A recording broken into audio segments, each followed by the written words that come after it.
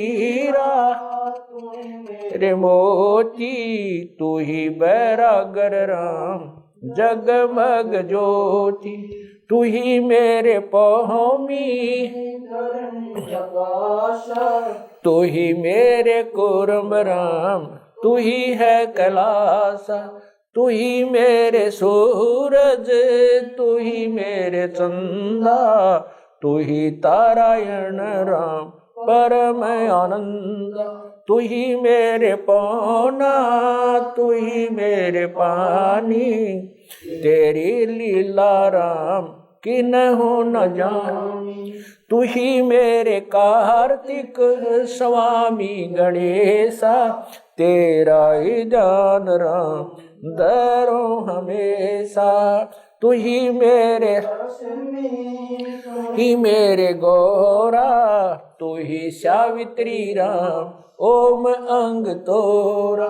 तू ही मेरे ब्रह्मा शेष महेशा, तू ही मेरे विष्णु राम जय जय आदेश। तू ही मेरे इंद्र, तू ही है कुबेरा, तू ही मेरे वरुण राम, तू ही धर्म धीरा। तू ही मेरे सर्वंग सकल व्यापी, तू ही आप अनिराम थाप न थाप।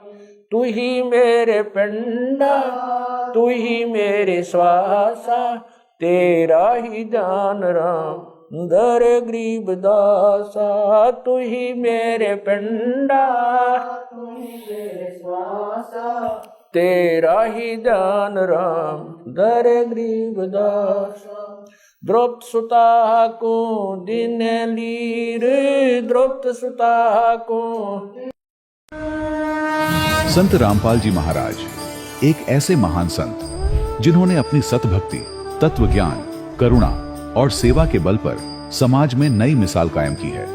संत रामपाल जी महाराज की अगुवाई में उनके सभी सतलोक आश्रमों से समाज कल्याण के अद्भुत कार्यों ने समाज को सुनहरे भविष्य की एक नई उम्मीद दिखाई है। संत रामपाल जी महाराज से नाम दीक्षा लेने के बाद लाखों लोगों की लाइलाज बीमारियां जैसे कैंसर, एड्स आदि ठीक हुई। संत जी के ज्ञान से प्रेरित होकर उनके अनुयायियों ने लाखों यूनिट रक्तदान किया। संत जी ने लाखों बहन बेटियों का दहेज मुक्त विवाह करवाया।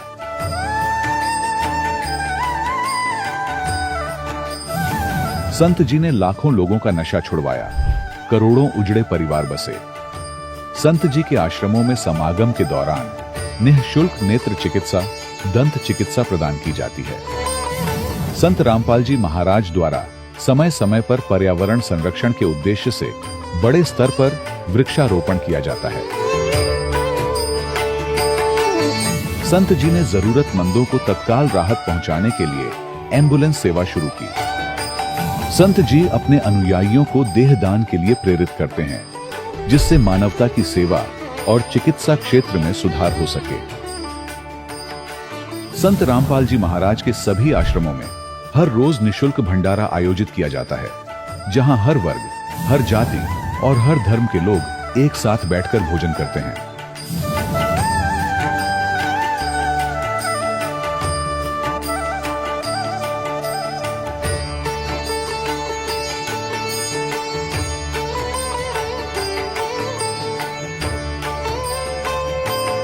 संत रामपाल जी महाराज के आश्रम में हजारों बुजुर्गों को सम्मान और प्यार के साथ जीवन जीने का अवसर मिलता है।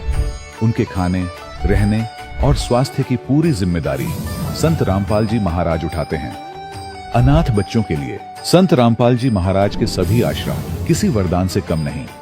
यहाँ उन्हें शिक्षा, संस्कार और भविष्य के लिए बेहतर अवसर प्रदान किए जाते हैं। चाहे बाढ़ हो, भूकंप या महामारी, संत रामपाल जी महाराज और उनके अनुयायी हमेशा ही जरूरतमंदों के लिए सबसे आगे खड़े रहते हैं। कोविड महामारी के दौरान संत रामपाल जी महाराज के आश्रमों से करोड़ों लोगों के लिए भोजन, दवाइयां और जीवन रक्षक सामग्रियां उपलब्ध कराई गई। चाहे गरीब की मदद हो या किसी शोषित और पीड़ित वर्ग के हक और सम्मान, रामपाल जी महाराज ने हमेशा ही उनकी दबी आवाज को सरकारों तक पहुंचाया है और उन्हें उचित न्याय दिलवाने में अहम भूमिका अदा की है। समाज में आध्यात्मिक और सामाजिक मूल्यों के प्रति जागरूकता लाने में संत रामपाल जी महाराज हर कदम पर मानवता के सच्चे सेवक साबित हुए हैं। संत रामपाल जी महाराज का जीवन हमें सिखाता है कि सच्ची सेवा वही है जो निस्वार्थ भाव से की जाए। आइए हम भी इस महान सेवा के कार्य में इस महान संत से जुड़ें और संत रामपाल जी महाराज से नाम दीक्षा लेकर अपने जीवन को धन्य बनाएं।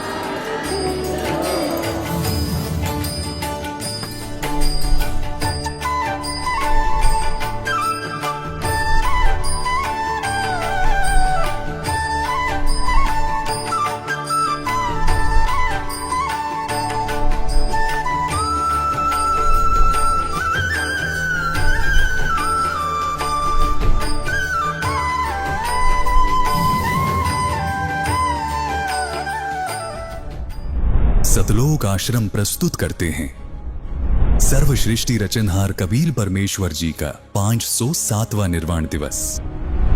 आज से लगभग 507 वर्ष पूर्व माघ महीने की शुक्ल पक्ष तिथि एकादशी विक्रमी संवत 1575 सन 1518 को पूर्ण परमात्मा कबीर साहिब जी ने हिंदू मुसलमान को एक कर एक अनोखी मिसाल प्रस्तुत की। मगहर से सतलोक गए कबीरा, जाका पाया नहीं शरीरा। भारतवर्ष में फैल रहे पाखंडवाद को किया धाराशाही। गरीब काया काशी मन मगहर, दोहके मध्य कबीर। काशी तज मगहर गया, पाया नहीं शरीर। आप देख रहे हैं परम पूजनीय जगत गुरु तत्वदर्शी संत रामपाल जी महाराज जी के सानिध्य में कबीर परमेश्वर जी के निर्वाण दिवस के उपलक्ष्य में सतलोक आश्रम श्री धनाना धाम सोनीपत हरियाणा से महासमागम का सीधा प्रसारण। अत राग धनासरी। तू ही मेरे बेदम, तू ही मेरे नादम, तू ही मेरे अंतराम, तू ही मेरे आदम, तू ही मेरे तिलकम, तू ही मेरे माला, तू ही मेरे ठाकुर राम, रूप विशाला। तू ही मेरे बागम, तू ही मेरे बेला, तू ही मेरे पुष्प राम, रूप नवेला। तू ही मेरे तरुवर, तू ही मेरे शाखा, तू ही मेरे बाणी राम, तू ही मेरे भाषा। तू ही मेरे पूजा, तू ही मेरे पाती, तू ही मेरे देवल राम, मैं तेरा जाति। तू ही मेरे पाती, तू ही मेरे पूजा, तू ही मेरे तीर्थ राम, और नहीं दूजा। तू ही मेरे कल्प वृक्ष और कामधेना, तू ही मेरे राजा राम, तू ही मेरी सेना। तू ही मेरे मालिक, तू ही मेरे मीरा, तू ही मेरे सुल्तान राम, तू ही है वजीरा। तू ही मेरे मुंदरा, तू ही मेरी सेली, तू ही मेरे मुतंगा राम, तू ही मेरा बेली। तू ही मेरे चीपी, तू ही मेरे फरुआ, मैं तेरा चेला राम, तू ही मेरा गुरुआ। तू ही मेरे कौस्तभ, तू ही मेरे लालम, तू ही मेरे पारस राम, तू ही मेरे मालम। तू ही मेरे हीरा, तू ही मेरे मोती, तू ही बैरागर राम, जगमग ज्योति। तू ही मेरे पोहोमी, धरणी आकाशा, तू ही मेरे कूर्म राम, तू ही है कैलाशा। तू ही मेरे सूरज, तू ही मेरे चंदा, तू ही तारायण राम, परम आनंदा। तू ही मेरे पौना, तू ही मेरे पानी, तेरी लीला राम कि नहीं न जानी। तू ही मेरे कार्तिक स्वामी गणेशा, तेरा ही ध्यान राम धरू हमेशा। तू ही मेरे लक्ष्मी, तू ही मेरे गौरा, तू ही मेरे सावित्री राम ओम अंग तोरा। तू ही मेरे ब्रह्मा शेष महेशा, तू ही मेरे विष्णु राम जय जय आदेशा। तू ही मेरे इंद्र, तू ही है कुबेरा, तू ही मेरे वरुण राम, तू ही धर्मधीरा। तू ही मेरे सर्वंग सकल व्यापी, तही अपनी राम थापन थापी। तू ही मेरे पिंडा, तू ही मेरे श्वासा, तेरा ही दान राम धर ग्रीव दासा। अथराग धुन। आज मार आए संत सुजान, तन मन धन वारोंगी प्राण। चरण कमल रज डारो शीस, मानो आप मिले जगदीश। संतों की महिमा कही न जाए, 68 तीर्थ चरणों पाए। संतों की महिमा अपरम पार, पूर्ण ब्रह्म मिले करतार। संतों की महिमा अगम अगाध, नारद से उदरे प्रहलाद। दरु बैठे नारद निर्वाण, अमरापुरी पर रचे विमान। संतों की महिमा अगम अगाह, बूढ़ते राखे गज ग्रह। संतों की महिमा निश्चल थीर, द्रौपद सुता के बढ़ गए चीर।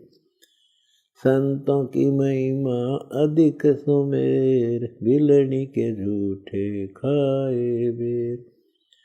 संतों की महिमा निश्चल अंक, वाल्मीक का बाजा संग। संतों की महिमा अमन अमान, देखो गण का चढ़ी विमान। संतों की महिमा पद गर गाप, तरलोचन के भरते आप। पुंडरपुर नामा परवान, देवल फेर छवा दई छान। काशीपुरी कबीर कमाल, गैबी बालद आई रसाल। दिया भंडारा जनर दास, कनक जनेऊ कंद प्रकाश। संतों की महिमा कही न जाए, पीपा कूद पड़े दरिया। दास गरीब संतन को सेव, कुछ 84 मिट गई सुखदेव। इति अमर ग्रंथ साहिब। बंदी छोड़ कबीर साहिब जी तथा संत गरीबदास महाराज जी की असीम कृपा से अमर ग्रंथ साहिब संपूर्ण हुआ। सत साहिब।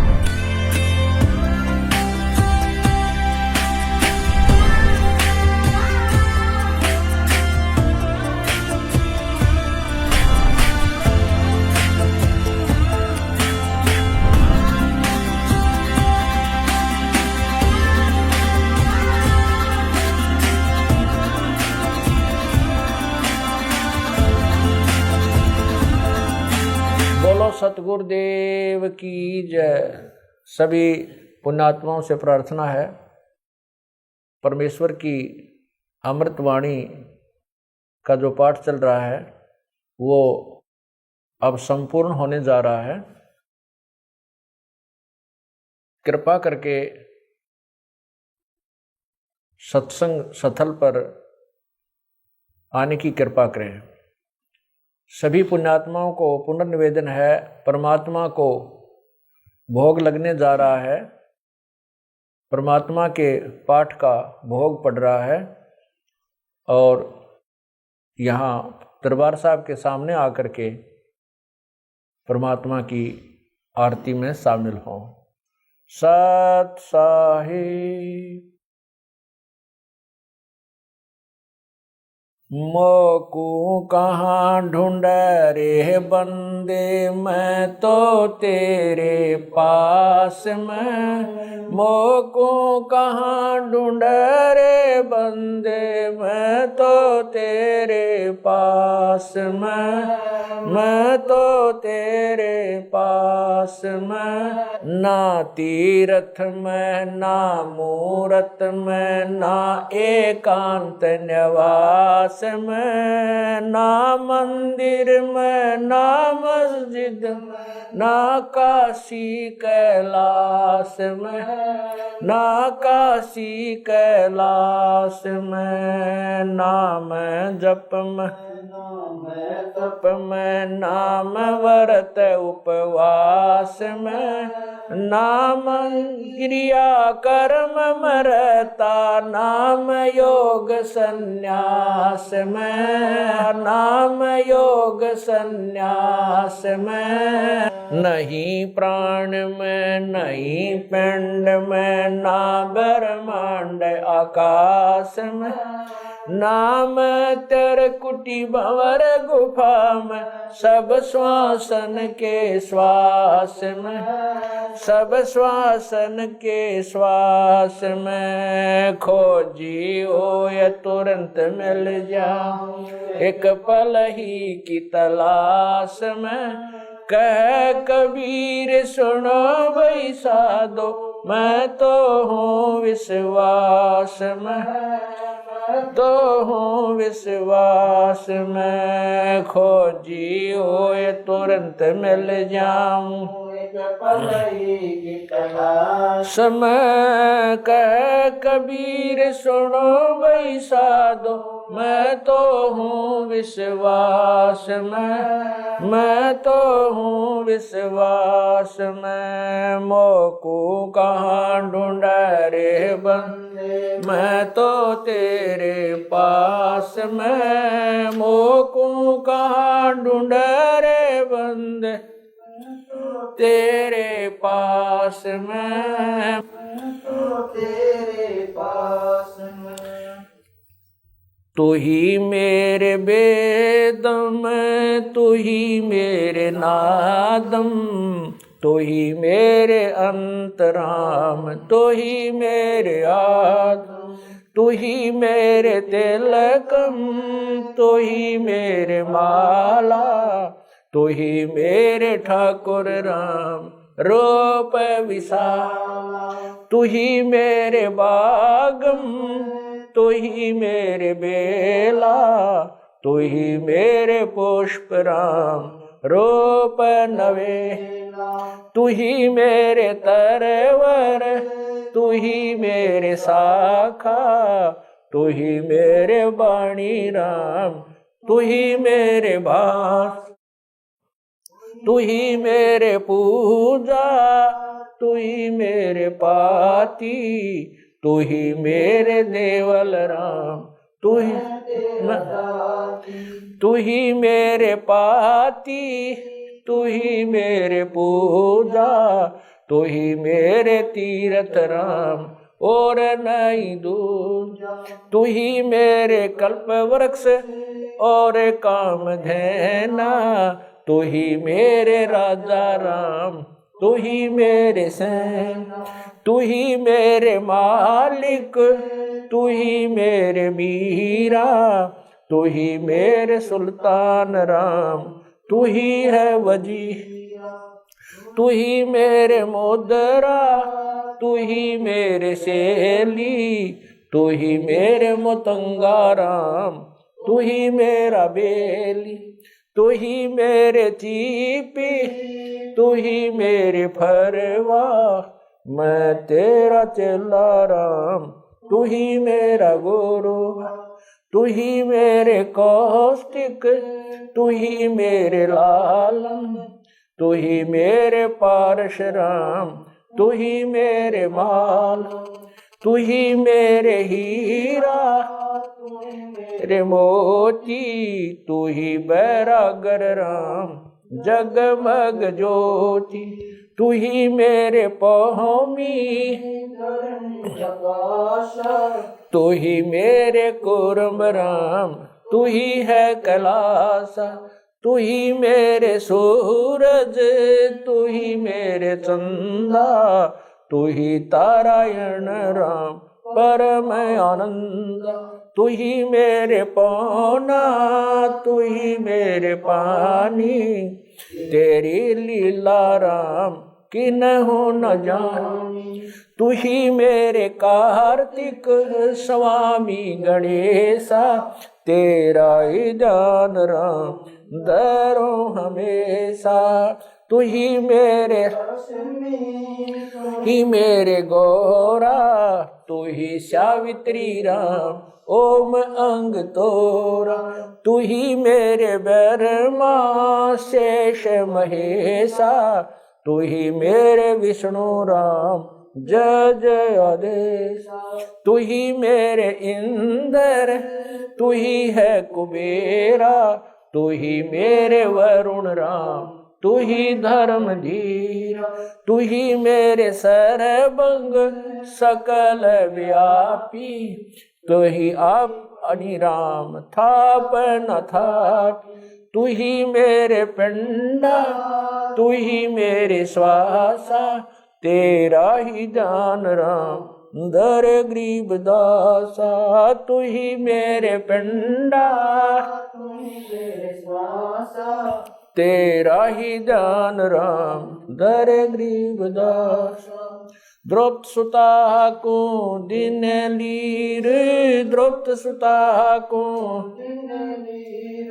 जाके अंत बढ़ाए चीर जाके अंत बढ़ाए चीर रुक्मणी कर पकड़ा मुस्काई रुक्मणी कर पकड़ा मुस्काई अंत कहा मोको समझाई दुशासन को द्रौपदी पकड़ी दुशासन को द्रौपदी पकड़ी मेरी भगति सकल में शिखरी सकल में शिखरी जो मेरी भगत पे छोड़ी ओई जो मेरी भगत पे छोड़ी ओ हमरा नाम ना लेवे कोई हमरा नाम ना लेवे तंदेई से पासा डारी तंदेई से पासा डारी पहुँचे सुख सम रूप मुरारी पहुँचे सुख सम खेचत खेचत खेच कशीसा खेचत खेचत सिर पर बैठे हैं जगदीशा सिर पर बैठे हैं जगदीश शंखों चीर पीतम्बर जी ने शंखों चीर पीतम्बर जी ने द्रौपदी कारण सायब की ने द्रौपदी कारण ने शंखों चीर पीतम्बर डारे शंखों चीर पीतम्बर डारे दुशासन से योद्धारे दुशासन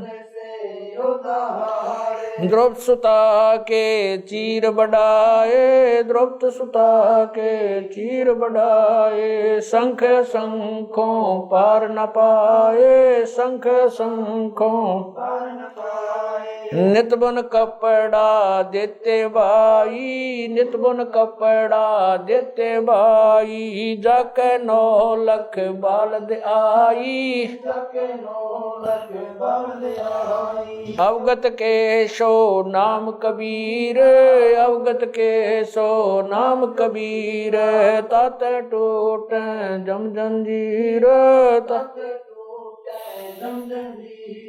अवगत के सो नाम कबीर अवगत के सो नाम कबीर तात टूट यम जंजीर तात टूट जम पहली आरती हरि दरबारे, तेज पुंज जहाँ प्राण उदारे। पाती पंच पोप कर पूजा, देव नरंजन खंड खंड में आरती गाजे। सकल मई हरि जोत विराजे, शांति सरोवर मंजन की जय। जत की दोती ज्ञान अंगोछा मैल न राखे, धर्म जनेऊ सतमुख भाखे। दया भाव तिलक मस्तक दीजय, प्रेम भगति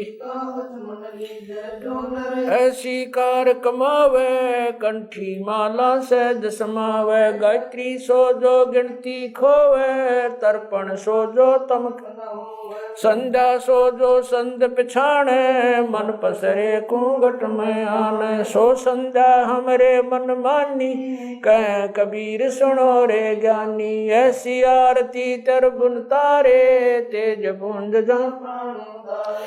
ती पंच पोप कर पूजा। देव नरंजन और न दूजा, अनहद नाद पिंड बरमंडा।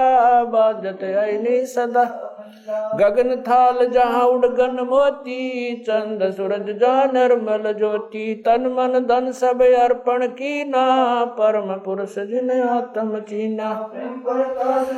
उजियारा कह कबीर मैं दास तुम्हारा। संध्या आरती करो विचारी, काल दूत यमर जखमारी। लाग्या सुषमन अनहद शब्द उठे जनकारा। उन मन स्वयं अगम घर जाई, अक्षय कमल में समाई। तरकुटी संजम देखत निरखत मन हो प्रसन्न। प्रेम मगन हो आरती गावे, कह कबीर बोल बोर। हरिधर जी का मर्म न पाया, जिनियो चोला अजब बनाया। पानी की सुई पवन का धागा, 9-10 मास शिव तब की गुजरी बनाई। चंद सूरज दो थिगरी लगाई, कोटि तन कर मुकुट बनाया। बिच बिच हीरा आप पैसी में आप बनावे, प्राण पुरुष कूंडे पैरावे। कह कबीर सोए जन मेरा, खीर का कर न बेड़ा। ऐसी आरती अपरंपारा, था के ब्रह्मा अंत कोट जाके शंभु जानी। ब्रह्मा शंख वेद पडबाणी, अनंत मेघर समाला। शब्द अतीत चंद सूरज जाके अंत चिरागा। शब्द अतीत अजब रंग बागा। 7 समुद्र जाके शब्द अतीत अजब रंग बहना। अंत कोट जक बाजे बाजे, पूर्ण 30 कोटि रामा अवतारी। सीता संग रहती नारी, 3 पदम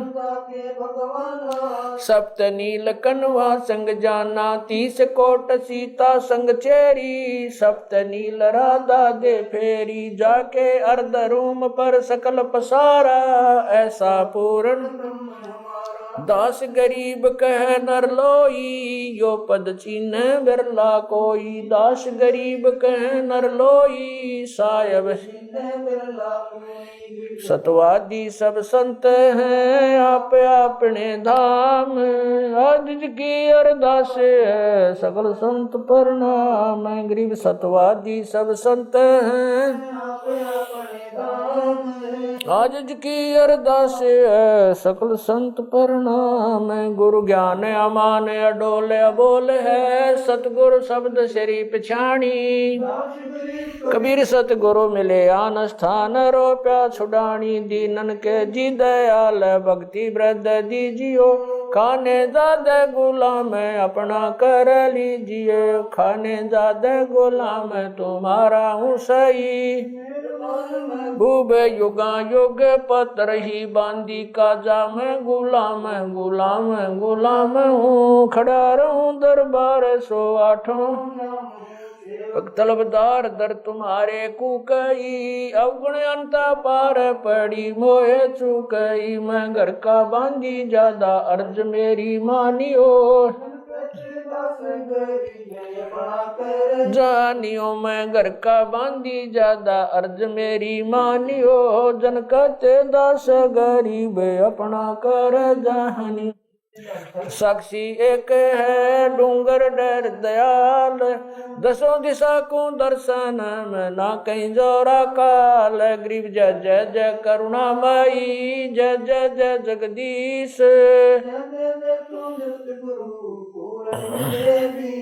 गरीब राग रूप रघुबीर है, मोहन जा का नाम। मुरली मधुर बजावई, गरीब दास बन जाम। गरीब बांधी जाम गुलाम की,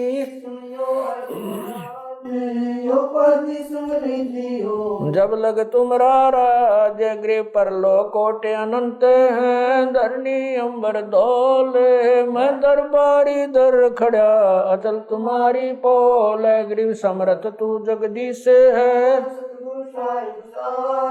मैं शरणागति आईया, तुम हो अदम उदार। गरीब संतों की फुल माले है, वर्णोगत अनुमान।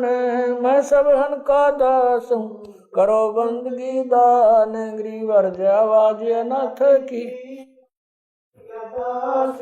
आवन जाना मेटियो, दीजो निश्चल वास। गरीब सतगुरु के लक्षण कहूँ, चाल भी अंगम्बीन। नहीं शंकर ब्रह्मा तीन, गरीब दूजा ओपन आप की। जेते सुर नर साध, मुनिवर सिद्ध सब देखिया। सतगुरु पूर्ण ब्रह्म है, सतगुरु आप अलेख। सतगुरु रमता राम है, या मैं मीनन मेख। गरीब पा निदान सुन के सो करता रे। गरीब दास मुझ दीन की रखियो, पंजा दस्त कबीर का सिर पर रखो हंस। यम की कर चंप नहीं, उधर जात है वंश। गरीब लल पंख अनुराग है, दास गरीब उदारिया। सतगुरु मिले कबीर, गए भी ख्याल विशाल। सतगुरु अचल दिगंबर भक्ति है ते आन काया दरियाए। अवगत सहत कबीर, नानक दादू अगम अगाधु। जाज खेवट सही, सुख सागर के हंस आए। कोटि भानु प्रकाश पूर्ण, रोम रोम की लार है। अचल अभंगी दार है, धन सत गुरु उपदेश देवा।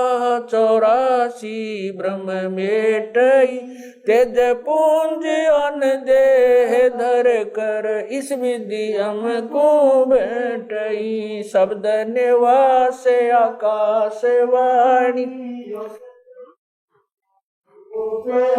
चंद सूरज ना पवन ना पानी, न जा छाया धूप। रहता रमता राम सायब, अवगत अलह अलेख है। भूले पंथ विटम्ब, कुल का खाबिंद एक है। रोम रोम में जाप जप ले, अष्ट कमल दल मेल। सुरत नृत्य को कमल पठाओ, जांदी पक बिन तेल।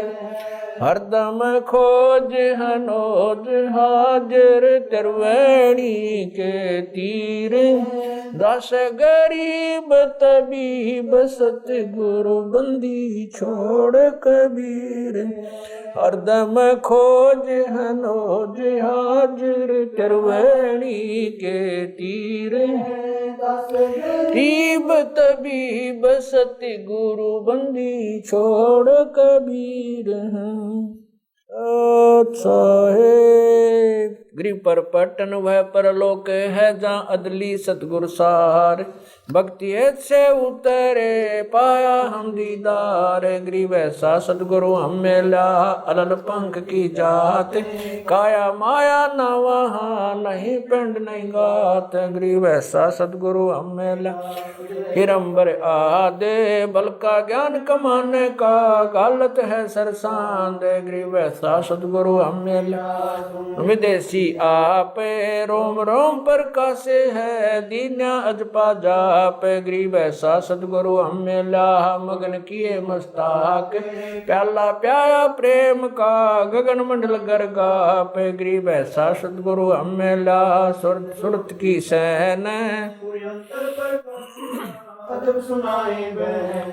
वैसा सतगुरु हम मिला सुरत सिंधु की सहले बज्र पोल पट खोल कर ले गया जिनी गैल गरीब ऐसा सतगुरु हम मिला सुरत सिंधु के तीरे सब संतन सिर ताजे सतगुरु गरीब ऐसा सतगुरु हम मिला सुरत सिंधु के तीरे सब संतन सिर ताजे सतगुरु अगल कवि अब रस गोरस का सुनो बयाना खीर खांड साहेब दरबाना मोहन भोग मानसी पूजा मेवा मिसरी लड्डू जलेबी लाड कचौरी खुरमे भोग आत्म बोरी दही बड़े नुकती प्रसादम पूरी मांडे आदि अनादम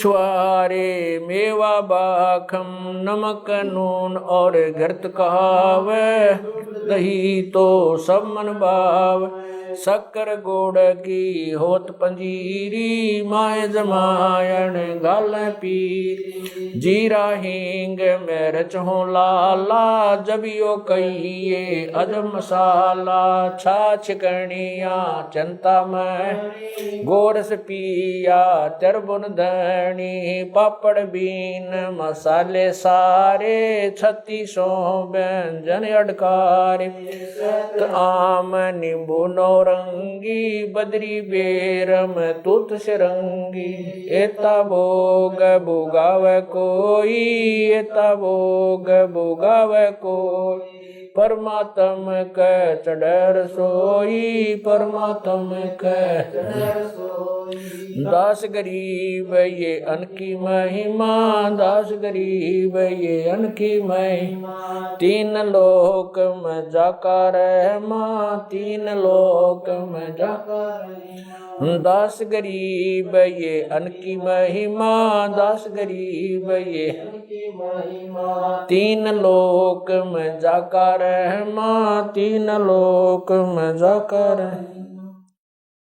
आज मिलन बधाइयाँ जी संग ते भोग गुरानो लगिया आज मिलन बधाइयाँ जी संग ते भोग गुरानो सुख देना दुख मेटना सुख देना दुख मेटना ताजा रख तन संग ते भोग गुरानो लगिया आज मिल बधाइयाँ जी संग ते भोग गुरानो सूरते 300 खुश किए सूरते 300 खुश किए नमस्कार तो न संग ते भोग गुरा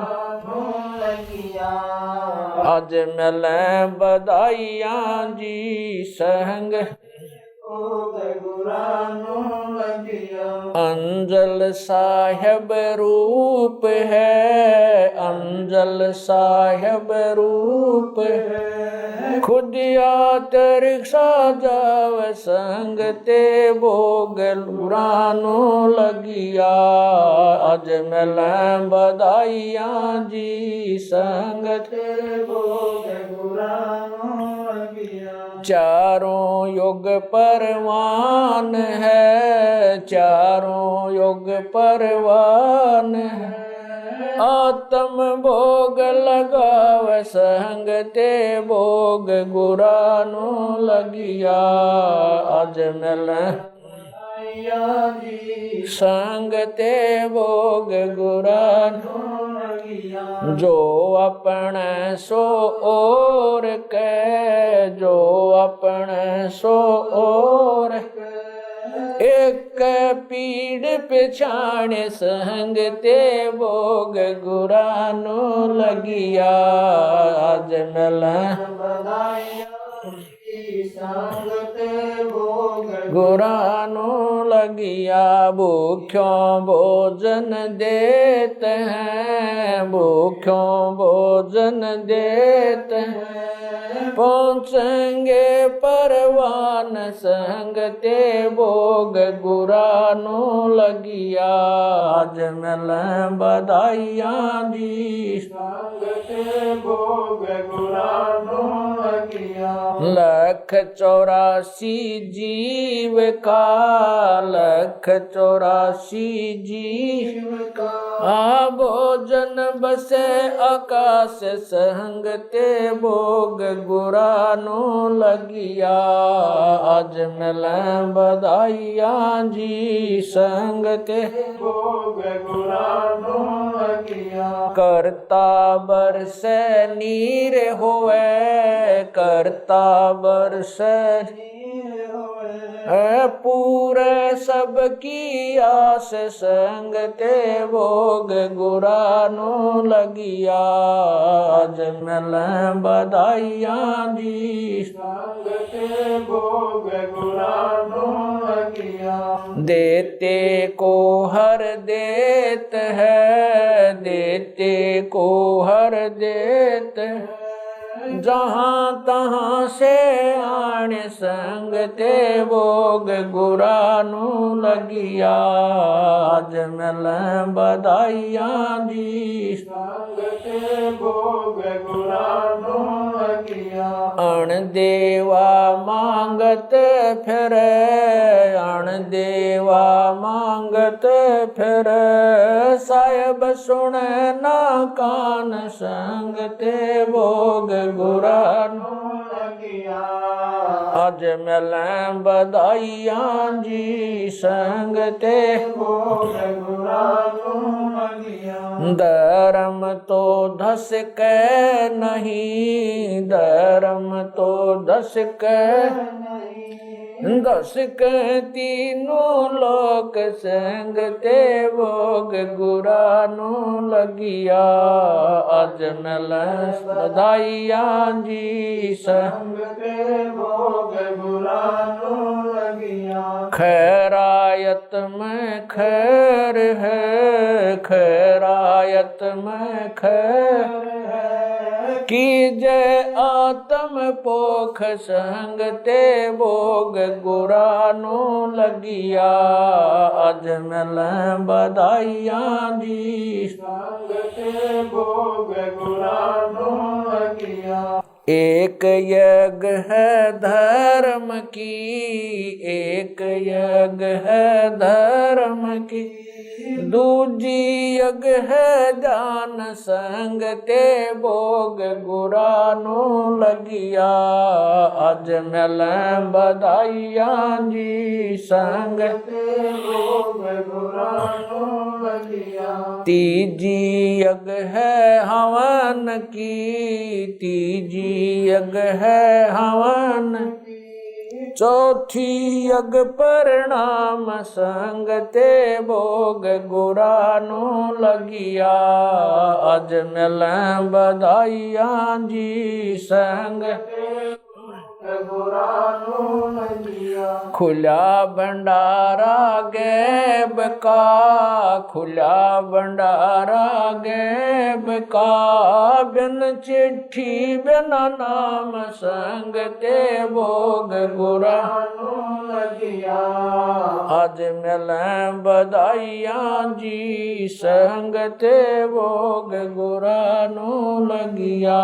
गरीब दास मुक्ता तुले गरीब दास मुक्ता तुले धन के सो बलि जाम संग ते भोग गुरानु लगिया अज मिले बधाइयां जी संग गुरानु लगिया गरीब दास मुक्ता तुले गरीब दास मुक्ता तुले धन के सो बलि जाम संग ते भोग गुरानु लगिया अज मिले बधाइयां जी संग ते भोग गुरानु लगिया। सत साहिब। बंदी छोड़ कबीर परमेश्वर जी तथा उन्हीं के अवतार बंदी छोड़ गरीबदास जी महाराज तथा उन्हीं के स्वरूप पूज्य गुरुदेव स्वामी रामदेवानंद जी महाराज आपका भोग प्रसाद तैयार है। अपनी पवित्र रचना से इसे पवित्र करने की कृपा करें। हे परमात्मा, हम दीनों के इस टुकड़े को स्वीकार कीजिए। हे बंदी छोड़ पाठ करते समय किसी भी पाठी द्वारा कोई पाठ्यक्रम में त्रुटि रही हो या सेवक द्वारा कोई सेवा में कमी आई हो, हम तुच्छ बुद्धि जीवों को तुच्छ जानकर अक्षमा करना परवरदिगार। सत साहिब। आज लग्या साहेब को भोग दीन के टुकड़े पानी का, कोई जगह पूर्वला भाग सफल हुआ जन जिंदगानी का। आज लग्या साहेब को भोग दीन के टुकड़े पानी का, कोई जगह पूर्वला भाग सफल हुआ जन जिंदगानी का। व्यंजन छती सो ये नाचावे, व्यंजन छती सो ये नाचावे, जो मिल जावे रुचि रुचि पावे, जो मिल जावे रुचि रुचि पावे। प्रसाद अलूणा ये खा जावे, प्रसाद अलूणा वह बावले देख प्राणी का, कोई जगह पूर्वला भाग सफल हुआ जन। सम्मन जी ने भोग लगाया, सम्मन जी ने भोग लगाया, सिर लड़के का काट कलाया, सिर लड़के का बंदी छोड़ने तुरंत जवाया, बंदी छोड़ने तुरंत जवाया। पाया फल संत यजमानी का, कोई जगह पूर्वला भाग सफल हुआ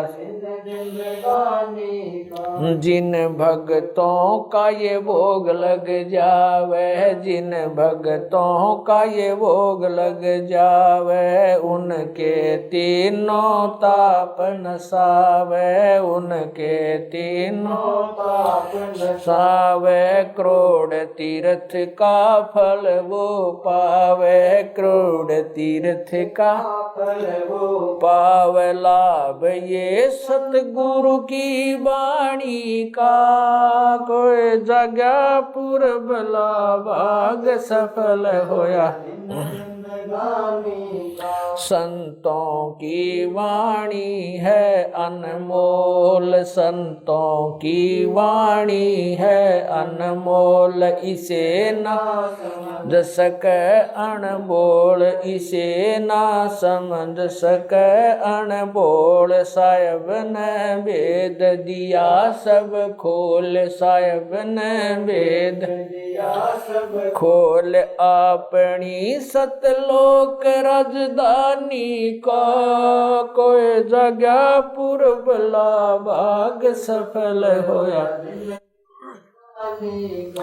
बलि राजा ने धर्म किया था बलि राजा ने धर्म किया हरि ने आके दान दिया था हरि ने आके दान दिया पाताल लोक का राज दिया था पाताल लोक का ऊंचा है दर्जा दानी का कोई जगह पूर्वला भाग सफल हुआ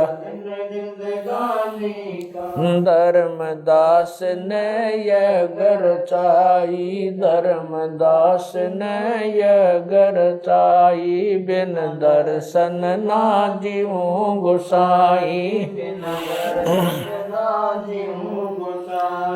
दर्शन देख प्यास बुझाई दर्शन देकर प्यास बुझाई बावलिया देख कुर्बानी का कोई जगह पूर्वला भाग सफल होया दिन जिंदगानी का रया क्यों मोह ममता में सोए मोह ममता में सोए जगत में जीवन है दिन दोए जगत में जीवन है दिन दोए पता ना आवण हो क न होए पता ना आवण हो तेरे इस श्वास सलानी का कोई जगह पूरबला भाग सफल होया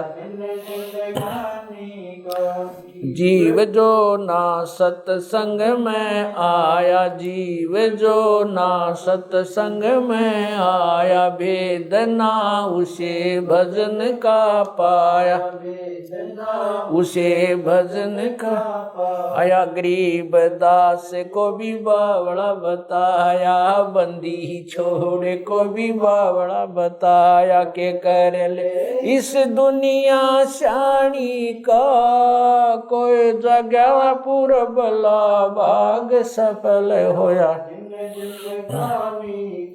साध संगत से भेद जो पाया साध संगत से भेद जो पाया स्वामी राम देवानंद सफल बनाया स्वामी राम देवानंद आया दास राम पहल को राज खाया संत राम पहल को राज खाया श्री धाम छुड़ानी का कोई जगह पूरबला भाग सफल होया जन जिंदगानी साध संगत से भेद जो पाया साध संगत से भेद जो पाया स्वामी राम देवानंद सफल बनाया स्वामी राम देवानंद सफल बनाया दास राम पहल को राज खाया संत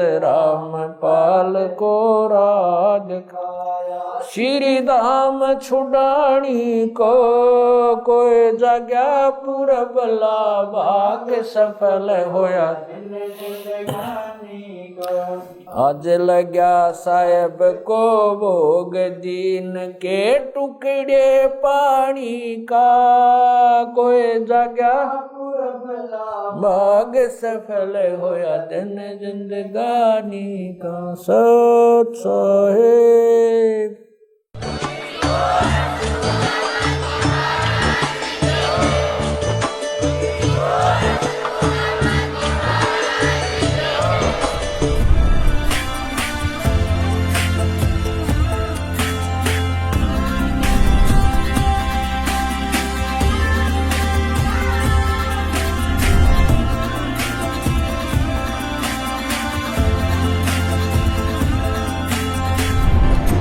आज हम बात कर रहे हैं उस अनादि शक्ति की जो संपूर्ण सृष्टि की रचयिता और पालनहार है। वे परमपिता परमेश्वर अनंत अविनाशी और सर्वशक्तिमान है। उनकी महिमा का गुणगान चारों वेद करते हैं। उनका स्वरूप इतना अद्भुत और असीम है कि उसे शब्दों में बांध पाना संभव नहीं है।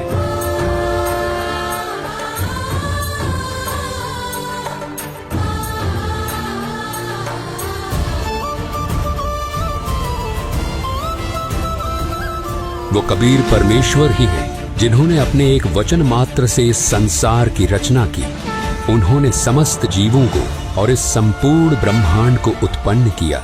उनकी लीला और सामर्थ्य इतना अद्वितीय है कि उनका वर्णन मानव बुद्धि से परे है। वे सर्वशक्तिमान परमेश्वर ही सब कुछ है। उनका अस्तित्व केवल धर्म ग्रंथों के पन्नों तक ही सीमित नहीं है।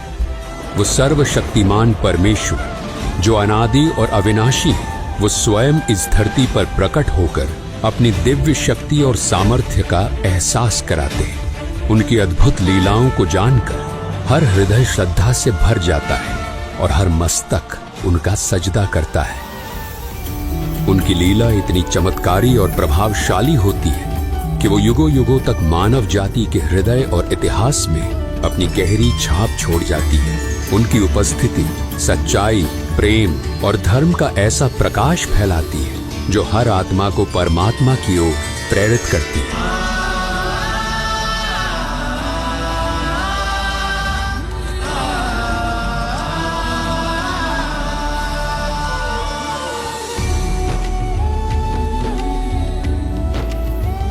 ऐसी ही एक अद्वितीय लीला घटी थी आज से 507 वर्ष पहले, जब मोक्ष की नगरी के नाम से प्रसिद्ध काशी में अंधविश्वास और पाखंड अपनी चरम सीमा पर था। धर्म और अधर्म के बीच की रेखा मिटती जा रही थी क्योंकि कुछ स्वार्थी ब्राह्मणों के लालच ने धर्म को अपने फायदे का जरिया बना लिया था।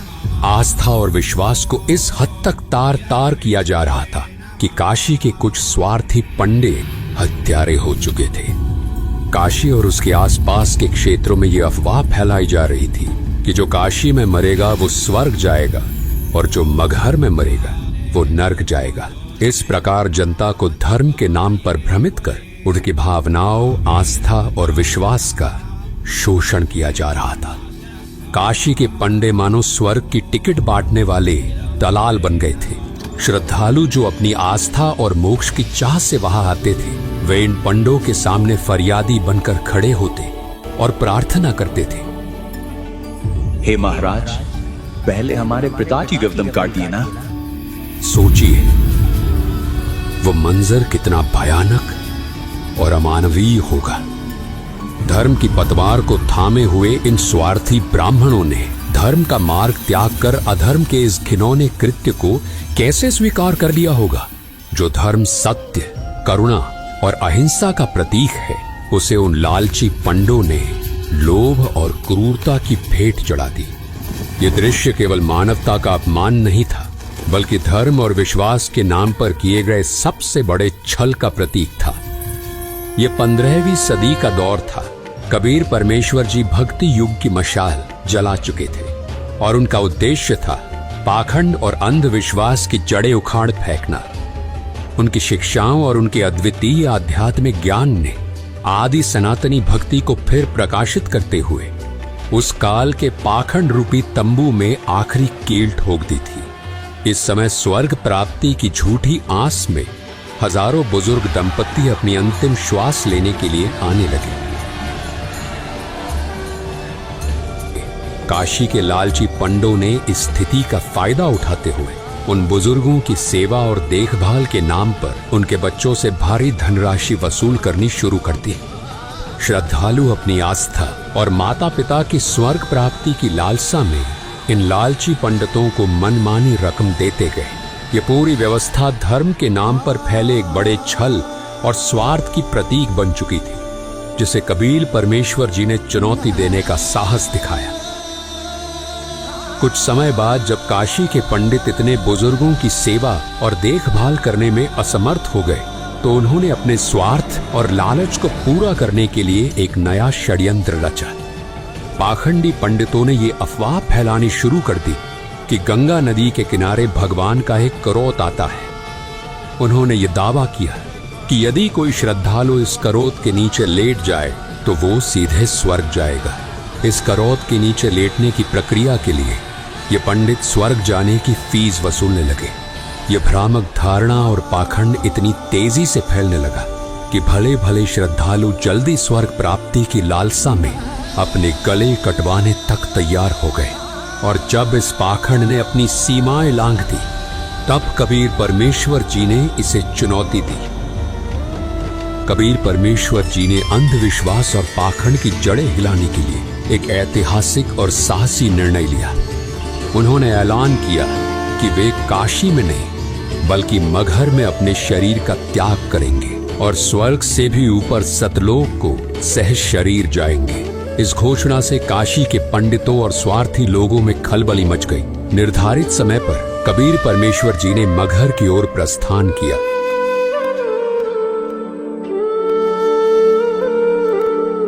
ये सुनकर काशी नरेश वीर देव सिंह बघेल अपने सैनिकों और पंडितों के साथ मगहर के लिए रवाना हो गए। मगहर पहुंचने पर वहां के शासक बिजली खान पठान, जो कबीर साहिब जी के शिष्य थे, वो भी अपने सैनिकों और मुसलमान लोगों के साथ गुरुदेव के स्वागत और अगवाई के लिए पहुंच गए। उन्होंने गुरुदेव को दंडवत प्रणाम किया। कबीर परमेश्वर जी ने उन्हें मगहर में शरीर त्यागने से पूर्व स्वच्छ जल से स्नान करने की व्यवस्था करने को कहा। गुरुदेव की आज्ञा पाकर बिजली खान पठान ने तत्काल ही राजमहल से स्वच्छ जल लाने की व्यवस्था शुरू कर दी। इस पर कबीर परमेश्वर जी ने बिजली खान पठान को कहा, राजमहल से जल लाने की कोई आवश्यकता नहीं, मैं नदी में बहते जल में स्नान करूंगा। बिजली खान पठान ने अपने गुरुदेव कबीर परमात्मा जी से प्रार्थना की, हे गुरुदेव, यहाँ पास में ही एक आमी नदी है जो भगवान शिव के श्राप के कारण बहुत समय से जल विहीन है। राजा की बात सुनकर कबीर परमात्मा जी मुस्कुराए और कहा, राजन, चिंता ना करो, मुझे उस नदी के पास ले चलो। नदी के पास पहुंचने पर कबीर परमात्मा जी ने नदी की ओर हाथ बढ़ाया, मानो उसे चलने का आदेश दे रहे हो। तभी नदी के अंदर कुछ दूरी पर जोरदार धमाके की आवाज सुनाई दी और जमीन के अंदर से एक विशाल जलधारा फूट पड़ी, जो आसमान की ओर ऊंचाई तक दिखाई दी। देखते ही देखते वो सूखी आमी नदी जल से भर गई और उसमें से जल बहने लगा। ये चमत्कारी दृश्य देखकर वहां के सभी लोग आश्चर्यचकित रह गए और जोर जोर से कबीर परमात्मा की जय हो का जयकारा लगाने लगे। कबीर परमात्मा जी ने शिव जी के श्राप से ग्रस्त उस सूखी नदी को जल से ओत प्रोत कर दिया और अपनी दिव्यता का प्रमाण दिया। इसके बाद कबीर साहिब जी ने उसी पवित्र नदी में स्नान किया। ये चमत्कार परमात्मा कबीर साहिब जी की शक्ति का एक छोटा सा नमूना था। कबीर परमात्मा के शरीर त्यागने से पहले ही दोनों राजा काशी नरेश वीर देव सिंह बघेल और मगहर नरेश बिजली खान पठान अपने अपने मन में विचार करने लगे। काशी नरेश वीर देव सिंह बघेल सोच रहे थे कि कबीर साहिब का अंतिम संस्कार हम हिंदू रीति रिवाजों से करेंगे, मुसलमान रीति रिवाजों से हम उन्हें दफनाने नहीं देंगे। दूसरी ओर मगहर नरेश बिजली खान पठान अपने मन में विचार कर रहे थे कि हम कबीर परमेश्वर जी का अंतिम संस्कार मुस्लिम परंपराओं के अनुसार करेंगे, यानी उन्हें कब्र में दफनाएंगे। इन काफिर हिंदुओं को उनके अंतिम संस्कार के रीति रिवाज नहीं निभाने देंगे। दोनों राजाओं के मन में ये अंतर्द्वंद्व चल रहा था और वे अपनी अपनी परंपराओं के अनुसार कबीर साहिब जी के अंतिम संस्कार को संपन्न करने के लिए दृढ़ थे। ये स्थिति उस समय की धार्मिक कट्टरता और वैचारिक संघर्ष को दर्शाती थी, जिसे कबीर साहिब जी ने अपने पूरे जीवन में तोड़ने का प्रयास किया था। परंतु कबीर परमात्मा की लीला इससे भी ऊपर थी और उनकी दिव्यता ने इस विवाद को भी एक चमत्कारी मोड़ दिया। दोनों सेनाओं को आमने सामने खड़ा देख कबीर परमात्मा जी ने स्थिति को समझते हुए दोनों राजाओं से प्रश्न किया, राजन, ये कैसा दृश्य है? तुम दोनों के बीच ये युद्ध जैसी स्थिति क्यों उत्पन्न हो रही है? परंतु वे दोनों राजा वीर देव सिंह बघेल और बिजली खान पठान अपने गुरुदेव के सामने सिर झुकाकर खड़े रहे और कुछ नहीं बोले। जब काफी समय बीत गया और किसी ने कुछ नहीं कहा, तब पास खड़े एक मुसलमान सैनिक ने आगे बढ़कर कहा कि हे कबीर जी, हम आपका अंतिम संस्कार मुस्लिम रीति रिवाज से करेंगे। इन काफिर हिंदुओं को आपकी देह को हाथ लगाने नहीं देंगे। ये बात सुनकर एक हिंदू सैनिक भी आगे आया और कबीर परमात्मा जी से प्रार्थना करते हुए बोला, हे गुरुदेव, हम आपका अंतिम संस्कार हिंदू रीति रिवाज से करेंगे। इन मुसलमानों को आपके देह का अंतिम संस्कार उनके तरीके से नहीं करने देंगे। कबीर परमात्मा ने शांत और गंभीर स्वर में दोनों राजाओं और उनकी सेनाओं को संबोधित किया। उन्होंने कहा, तुम सब एक ही परमात्मा की संतान हो। धर्म, जाति और परंपराओं के नाम पर लड़ाई करना व्यर्थ है। हिंदू और मुस्लिम दोनों को एक साथ मिलजुल कर प्रेम और भाईचारे के साथ रहना चाहिए।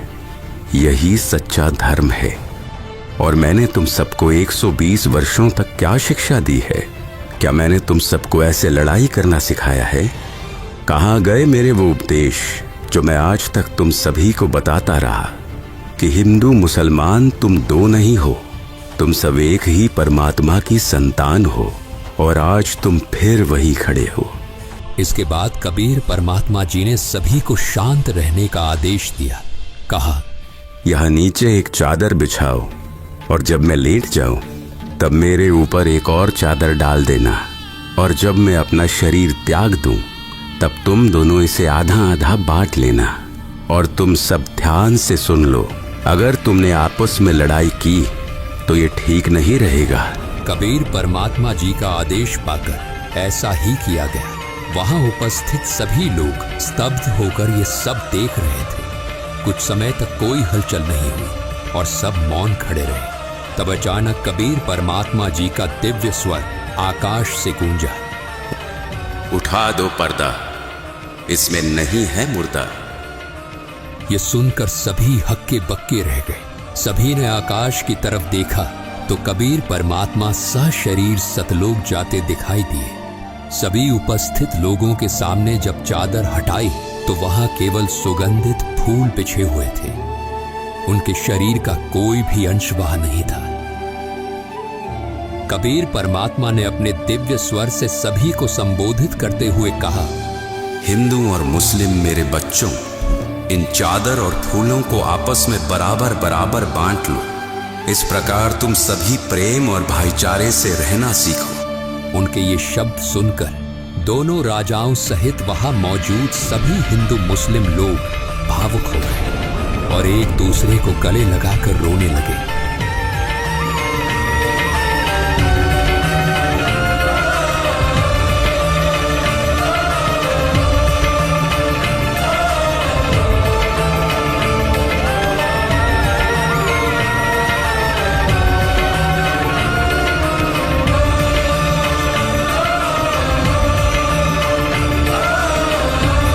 इसके बाद कबीर परमात्मा ने काशी के पंडितों को संबोधित करते हुए कहा, पंडितों, आज मैं मगहर से सहशरीर अपने धाम सतलोक जा रहा हूँ। तुम सब अपनी पोथियों और वेदों को खोलकर देख लो।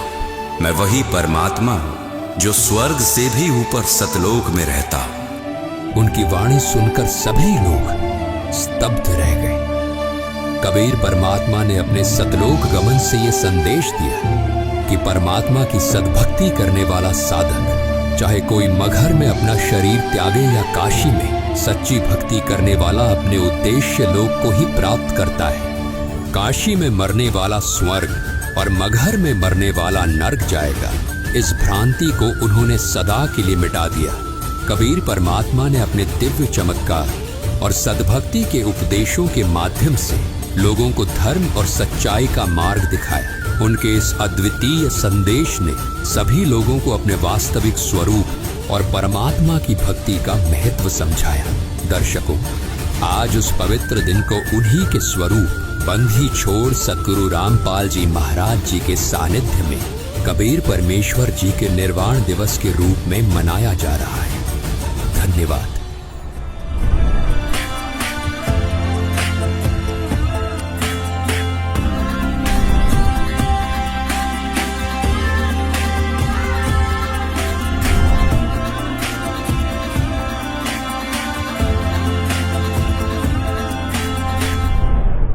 परम पिता परमात्मा पूर्ण ब्रह्म सर्व सृष्टि रचनहार कबीर परमेश्वर जी की असीम रजा से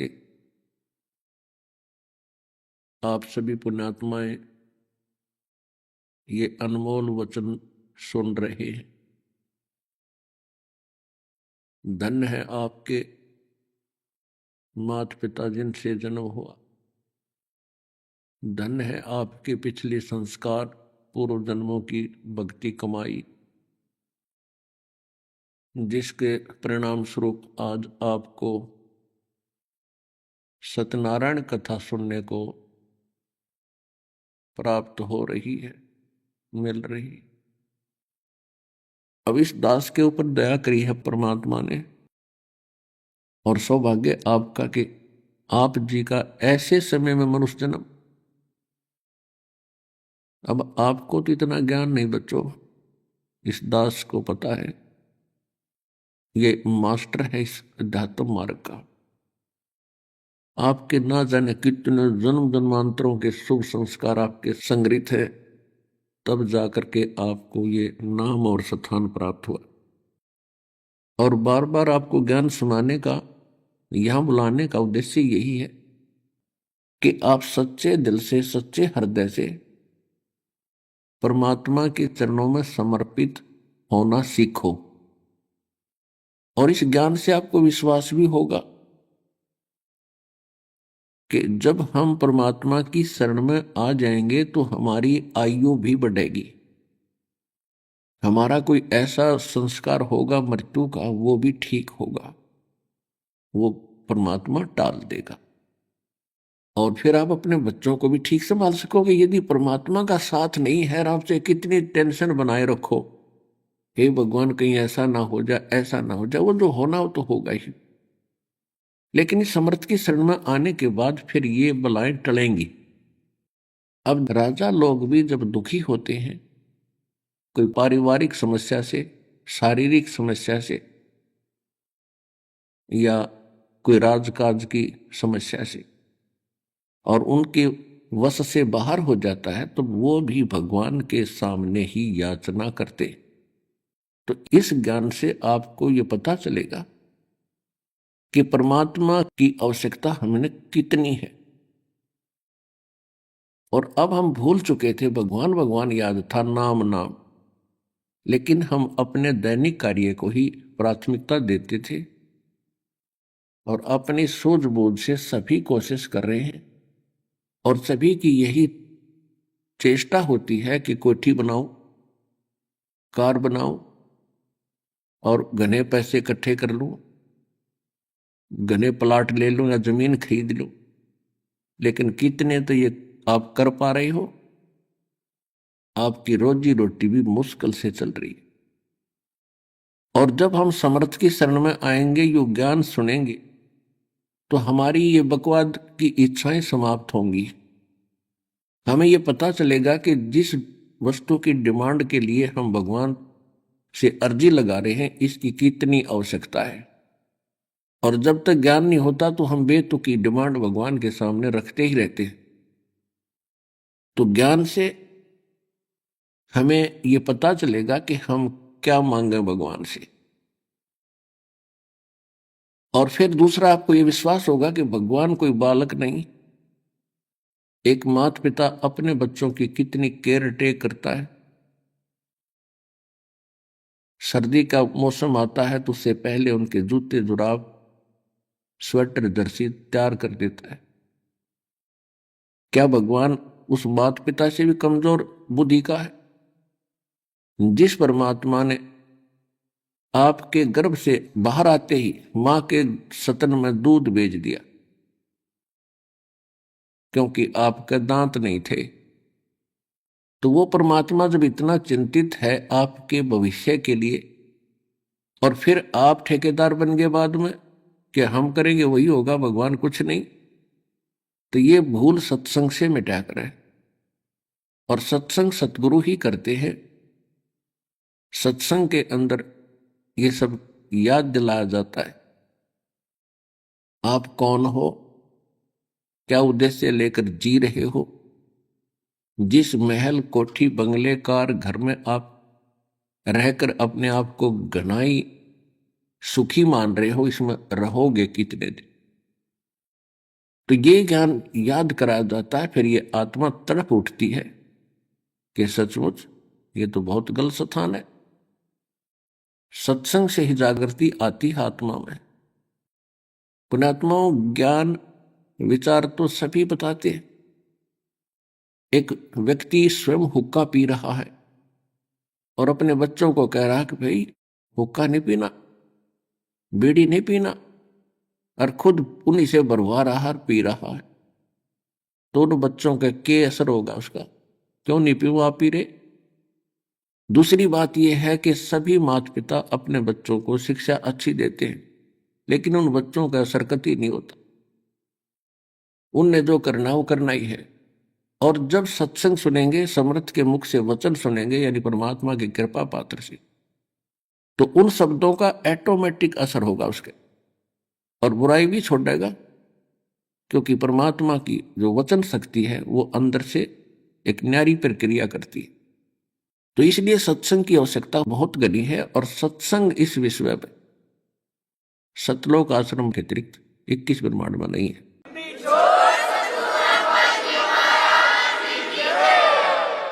अब उस सत्संग के माध्यम से इस आत्मा को जगाया जाता है।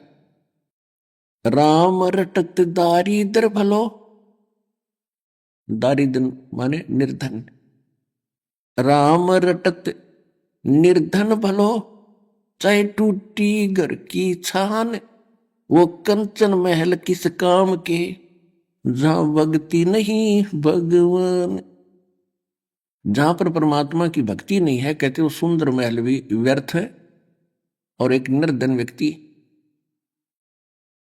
और सत भक्ति कर रहा है, चाहे वो इतना निर्धन है कि उसकी झोंपड़ी की छत भी टूट रही हो, झोंपड़ी में कितने छत भी टूट गई हो, और राम रटता हो, वो उस 3 लोक के मालिक से भी परमात्मा की दृष्टि में ज्यादा महत्वशाली है, महत्वपूर्ण है, ज्यादा प्रिय है, वैल्यूएबल है। तो इसी प्रकार परमात्मा आते हैं। अब परमात्मा ने इस काल भगवान से प्रॉमिस किया था कि मैं 3 युगों में कम प्राणी ले जाऊंगा, उसने प्रार्थना की थी। और चौथा युग जब कलयुग आवे, काल ने कहा था कि हे परमात्मा, चौथे युग कलयुग में आप कितने प्राणी ले जाइए। तो परमात्मा ने कहा था ठीक है, मैं चौथे युग में ले जाऊंगा, 3 युग तेरे लिए छोड़ दिए। उन 3 युगों में परमात्मा को मालूम था कि सतयुग त्रेता द्वापर में ये प्राणी दुखी नहीं होते इतने, इनके पूर्व जन्म के संस्कार इतने होते हैं, वो चाहे कोई भक्ति करता है चाहे ना करता है, और करता है तो कैसी ही करता है, तो उसको फिर भी वो उपलब्धि, संसारिक सुख ऑटोमेटिक प्राप्त होते रहते हैं। पुत्र प्राप्ति, धन प्राप्ति, रोटी टाइम पे मिलना, वो है तो उनके पूर्व जन्म के संस्कार। वो समझिए बैठे हैं हम जो साधना कर रहे हैं इन्हीं से हमें लाभ हो रहा है। और अब पता चला परमात्मा के ज्ञान से कि ये ब्रह्मा विष्णु महेश हमारे संस्कार में परिवर्तन नहीं कर सकते। केवल कबीर परमात्मा जो समर्थ है, परम अक्षर ब्रह्म है, सत्यनारायण है, अविनाशी परमात्मा, यही हमारे बुरे संस्कार का नाश करके और शुभ संस्कार लिख देते हैं। मासा घटे न तिल बधे, विद ना लिखे जो लेख, और साचा सतगुरु मेट कर ऊपर मार दे मेख। जम जो राजा से डरे, ये मिटे कर्म के लेख, अदली असल कबीर हैं ये कुल के सतगुरु एक। अब गरीबदास साहिब जी ने जो निर्णय करके दिया है कि ये कबीर परमात्मा है जो सबके सतगुरु यानी सच्चा ज्ञान देने वाले। सच्चा ज्ञान भगवान ही दे सकता है, और या वो उसका कृपा पात्र दास दे सकता है जिस पर उसकी रजा होती है। तो परमात्मा कहते हैं ये ज्ञान देने के लिए स्वयं आते हैं, और फिर इस कलयुग में अपना दास इन्होंने भेजना था। ये तो अब मोक्ष टाइम आ गया, भक्ति काल शुरू हो गया सन 1997 से। वहां 5505 वर्ष कलयुग बीत चुका है और उसके बाद ही ये तूफान आया है सच भक्ति का। संघर्ष भी खूब करना पड़ा पुण्यात्माओं, क्योंकि काल भी अपने एडी चोटी का जोर लगा रहा है कि कोई रामपाल के पास ना चला जा, वहां चला गया तेरी पोल खुली और फिर झांकेगा नहीं तेरी ओर। और परमात्मा इसको फिर याद दिला देते हैं रह रह के कि बकवाद बंद कर दे, अब तेरा बोला हुआ वचन है कि कलयुग में कितने जीव ले जाना। लेकिन इसने एक और गुंडी अड़ाई थी बीच में, कहा था कि परमात्मा आपका ज्ञान माने वो आपका, और मेरे ज्ञान मेरे काल के दूतों के ज्ञान को स्वीकार करके जो भक्ति कर रहा है वो मेरा बना रहे, बाई फोर्स ना ले जाना।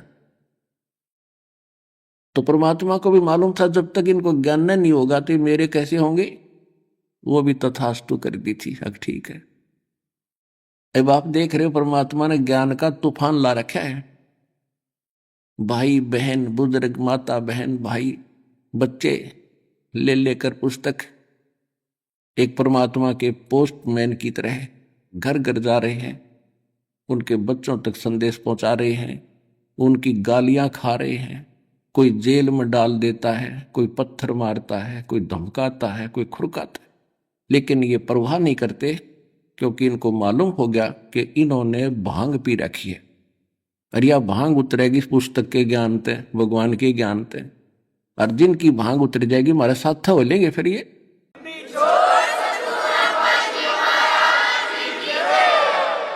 अब आपकी भांग उतरी तो यहां आगे, अब जैसे इस दास की ड्यूटी परमात्मा ने जहां से शुरू किया, मेरे स्वयं घर वाले भी नहीं मानने को तैयार थे, लेकिन मुझे विश्वास दृढ़ हो लिया था। और फिर ये ऐसे समाज के अंदर प्रवेश करना, अब मुझे फिर एक सीन याद आया करता रह रह के। एक बार ये दास मेडिकल में गया था किसी रिश्तेदार को मिलने के लिए, इस ज्ञान प्राप्ति से पहले। तो वहां मेडिकल रोहतक के अंदर एक 13 नंबर वार्ड है, उसमें मेंटल वार्ड है। वो डॉक्टर उन मेंटल व्यक्तियों का इलाज कर रहे थे और वो उनको गाली दे रहा था, मैं तेरा जमाई हूं। डॉक्टर कह रहा था हाँ जी ठीक है, हाँ जी ठीक है। और जब वो ट्रीटमेंट ठीक हो गया, वो स्वस्थ माइंड हो गया, फिर वही यूं कह रहे थे डॉक्टर साहब नमस्ते। तो दास की ड्यूटी पागल वार्ड में ला रखी है। अब जिस भी गांव नगर में गया, दास ने यो ज्ञान सुनाया, नुका मारो डले, यो कहां से आ गया है, देवता नहीं पूजन देता, हमारे श्राद्धान को भी मना करता है, पत्थर मारो ये करो। और अब जब उनको ज्ञान हुआ, जब तो मुझे गाली दे रहे थे और अब कहते हैं सत्साई गुरु जी, सत्साई गुरु जी, निहाल कर दिए, जीवन नाश हो गया था।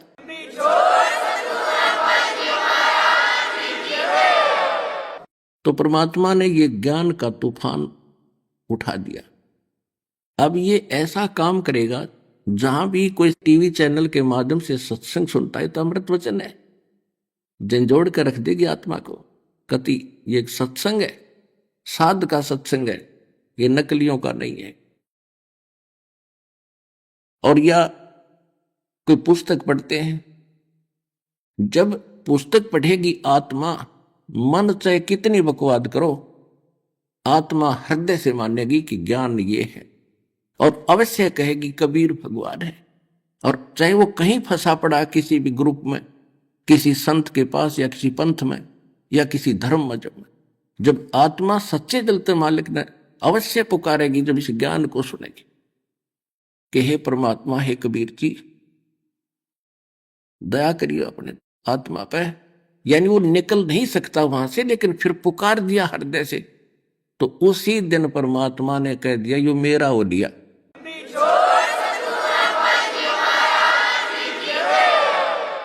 फिर काल को पकड़ कर बाजू से दूर कर देता, दूर हो जाए, यो मेरा हो गया, अब मेरे ज्ञान को स्वीकार कर लिया। बेशक वो कितने दिन फिर वहां रहे, आएगा एक दिन, मालिक लिया होगा, कुछ भी कारण बनावे।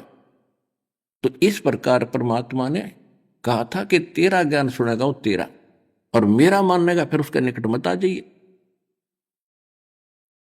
तो इस प्रकार ये जो समय आओगा ना भक्ति का, ये हजारों वर्ष चलेगा, और इसमें अरबों खरबों जीव पार होंगे। परमात्मा ने बोल रखा, नहीं तो जुल्म हो जाता है यहाँ पर।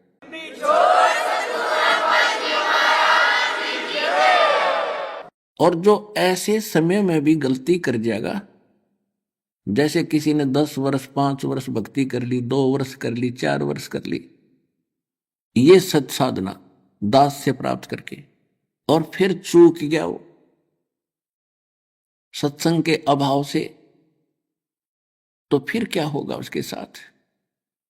अब काल उसको ग्रिप कर लेगा, काल ग्रिप कर लेगा, और फिर उसको उल्टे कामों में लगाए रखेगा, फिर गुटी शुटी लाने लग जाएगा, और उसके इतना पुण्य बन जाते हैं, 1-2 वर्ष भी ये सत साधना कर लेना और फिर छोड़ भी गया, इतने पुण्य बन जाएंगे उसके। क्योंकि सभी, जैसे गणेश जी का मंत्र दिया जाता है, तो उसके मंत्र की कमाई से यहां भी राहत मिलेगी, और फिर गणेश जी के लोक में वो गण बनेगा उन पुण्यों के आधार से, इस मंत्र की कमाई से।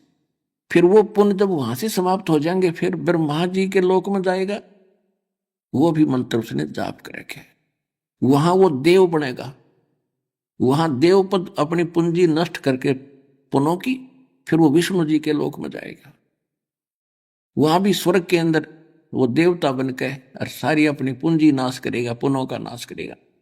और ये जितने भी देवता हैं या ब्रह्म है, इन्होंने होटल खोल रखे ऊपर, और यहां जो साहूकार यानी धनी होते हैं भक्ति के, वो वहां जाते हैं, और इन्होंने अपना चार्ज लगा रखे वहां, खाओ पियो बेशक, लेकिन आपके पुण्य साथ के साथ खत्म होते रहेंगे, और उनकी परसेंटेज उनको अलग से डिपॉजिट होती रहेगी।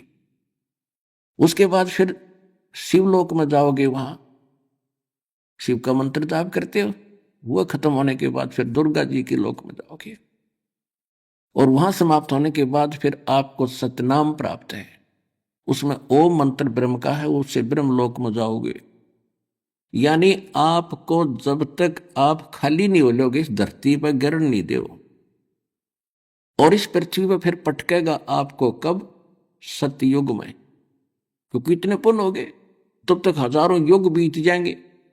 तो प्रथम बार जो पृथ्वी पर उत्पन्न होंगे, जो होते हैं सतयुग में, तो वो वही आत्माएं होती हैं जो कभी अब यहां, अब इस परमात्मा के चौथे युग में उनके पैर फिसल जाते हैं, वो पार नहीं हो पाते। अब सतयुग में वही पुण्यात्मा होंगी, राजा बनो चाहे मत बनो, या वैसे भी अच्छी व्यवस्था रहेगी। तो फिर सतयुग त्रेता द्वापर तक, आज कलयुग तक आप भी वही आत्मा है जो पिछले उसमें कलयुग में न कितने युगों के बाद आपका ईब दाव लगा इस कलयुग में। इससे पहले ऊपर पता नहीं कहां कहां देवता बने, राजा बने, नरे कर्म फोड़े। तो इस भूल ने ईब गलती ना करियो, याद रखना, ये फाउल पॉइंट बताए जाते हैं।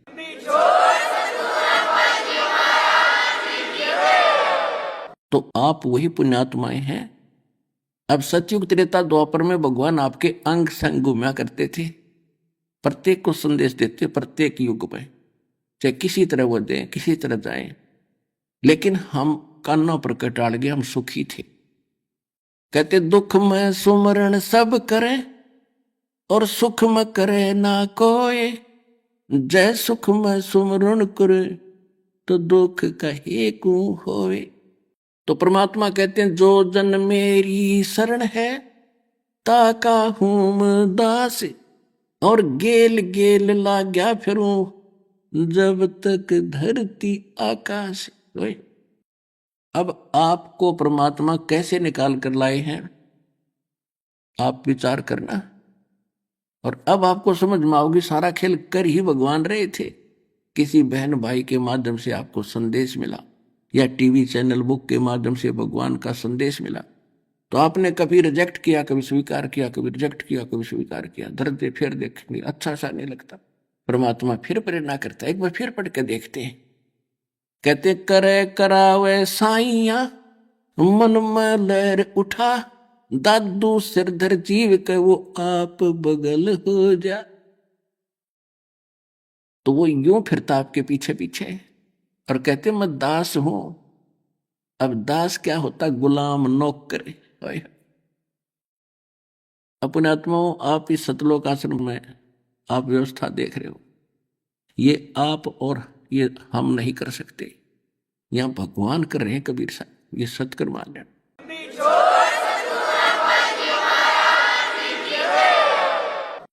नहीं तो हमने खूब पता है, बारात आया करती, 100-150 आदमी होते बारात में, 1 महीने पहले जाडा चढ़ जाया करता, सर्दी लगन लग जाती। हाय कैसे होगा, पूरा ना पट्टे कदे, ये ना हो।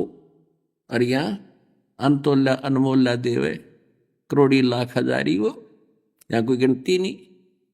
तो पुण्यात्माओं, वो परमात्मा आपका मालिक होते भी, आपका बाप होते भी आपका नौकर है। जैसे बच्चे, छोटा बालक होता है तो माता पिता उसको कंधे बैठा लेते हैं। अब उसको बाप कहो चाहे नौकर कहो, तो वो बाप आपका है। और वो खुद कह रहा है कि जो जन मेरी शरण है, एक बार उसकी शरण में आ जावे। और ताका हूं मैं दास, और गेल गेल लाग्या फिरूं जब तक धरती आकाश। कहते उसने छोड़ दू नहीं, पार तो अवश्य करूंगा। फिर उसके दुर्भाग्य वो बीच में भटक जाता है, तो अपना इतना समय और बर्बाद कर दिया आपने और हमने। यदि मालिक की शरण ग्रहण ठीक से रखते तो हम पहले पार हो जाते। तो जो फाउल पॉइंट है, ईब ध्यान रखना, किन कारण से हम गलती करते रहे, वो साथ साथ पैरेलल बताए जाते। और ये परमात्मा कितने दयालु हैं। कहते हैं जैसे कोई भूल भटक गया और गलती से चला गया विष्णु लोक में, शिव लोक में, और वहां जाकर आपको याद आवेगी कि गुरु जी तो ये बताया करते कि यहां तो विष्णु लोक है, यहां तो हमारे पुण्य समाप्त होंगे, पुण्य खत्म होती है, फिर नरक में 84 लाख योनियों। हमने तो गलती कर दी।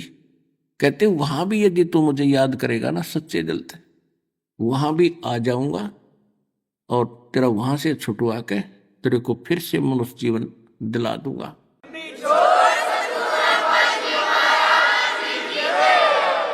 अब मनुष्य जीवन के बगैर ये मोक्ष नहीं हो सकता। क्या कहते हैं? शिव मंडल ब्रह्मापुरी चाहे विष्णु लोक में हो, और हमरे गुण भूले नहीं तो आण छुटाऊं तो।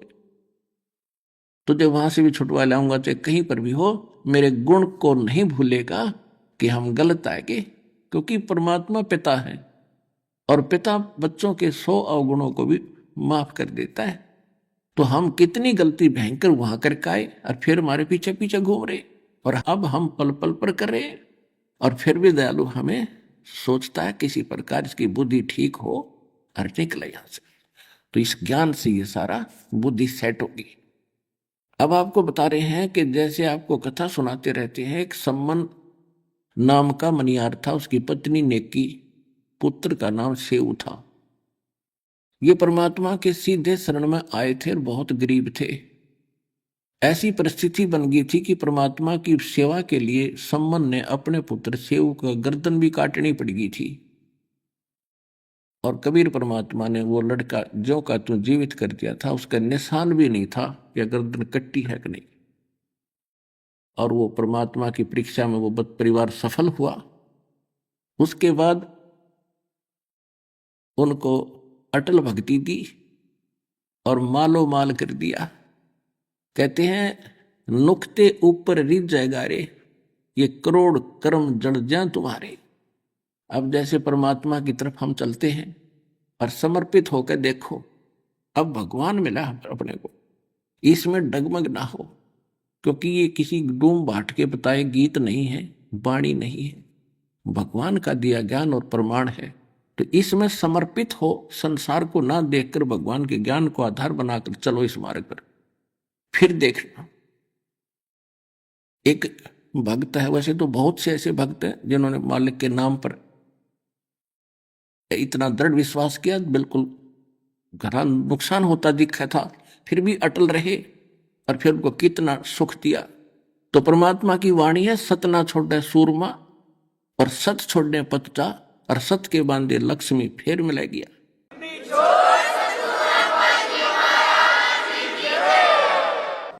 एक भक्त ने दीक्षा ली थी, वो ट्रांसपोर्ट का काम करते हैं, और उस समय उनके पास एक का ट्रक था।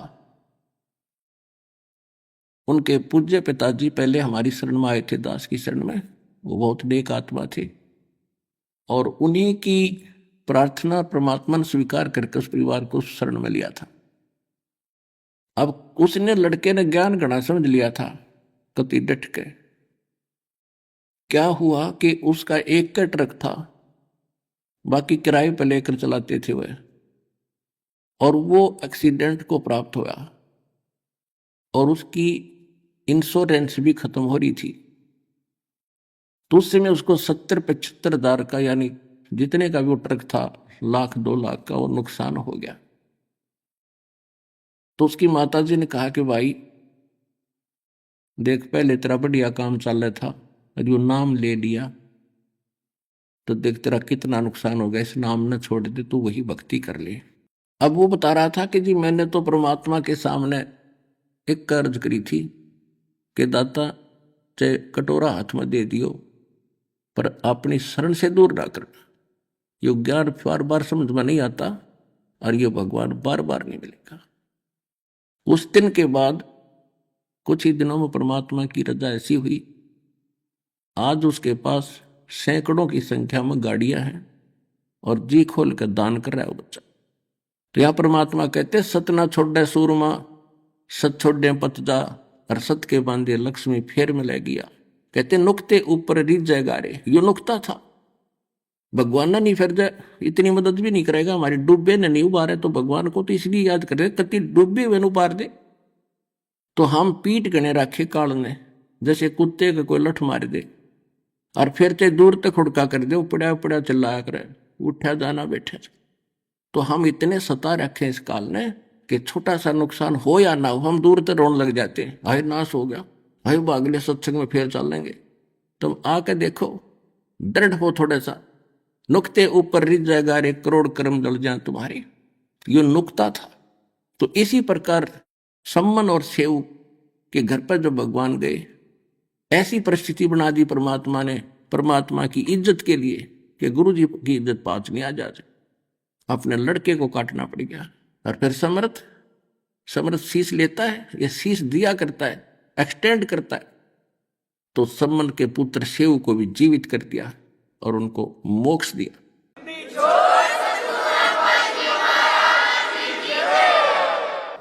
उसके बाद उनको अटल भक्ति दी और मालो माल कर दिया। कहते हैं नुक्ते ऊपर रिझ जाएगा रे, ये करोड़ कर्म जड़ जाए तुम्हारे। अब जैसे परमात्मा की तरफ हम चलते हैं और समर्पित होकर देखो, अब भगवान मिला अपने को, इसमें डगमग ना हो, क्योंकि ये किसी डूम भाट के बताए गीत नहीं है, वाणी नहीं है, भगवान का दिया ज्ञान और प्रमाण है। तो इसमें समर्पित हो, संसार को ना देखकर भगवान के ज्ञान को आधार बनाकर चलो इस मार्ग पर, फिर देखना। तो पुण्यात्मों, अभी श्रद्धा को बना के रखना, तुम्हारा कल्याण होगा।